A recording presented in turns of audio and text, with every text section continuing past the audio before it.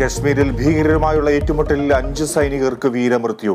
ഏറ്റുമുട്ടൽ രജോരിയിലെ കന്തി മേഖലയിൽ ഭീകരർക്കായി തെരച്ചിൽ തുടർന്ന് സൈന്യം.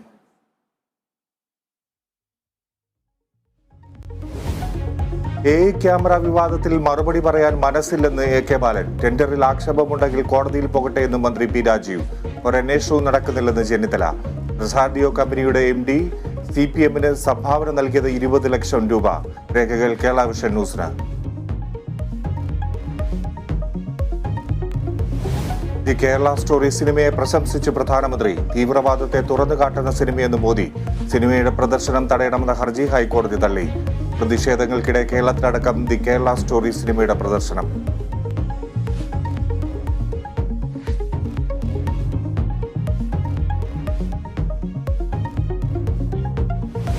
അരിക്കൊമ്പൻ തിരിച്ചെത്തുന്നു. കേരള അതിർത്തി കടന്ന പെരിയാർ വനമേഖലയിൽ തമിഴ്നാട്ടിലെ അരിക്കൊമ്പന്റെ ദൃശ്യങ്ങൾ പുറത്ത്.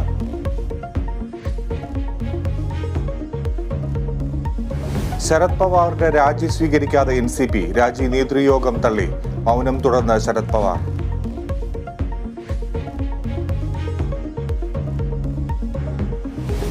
മണിപ്പൂരിന്റെ നിയന്ത്രണം പൂർണ്ണമായി ഏറ്റെടുത്ത സൈന്യം. മണിപ്പൂരിലേക്കുള്ള ട്രെയിനുകൾ നിർത്തിവച്ചു. കർണാടക സന്ദർശനം വെട്ടിച്ചുരുക്കി കേന്ദ്ര ആഭ്യന്തരമന്ത്രി അമിത്ഷാ.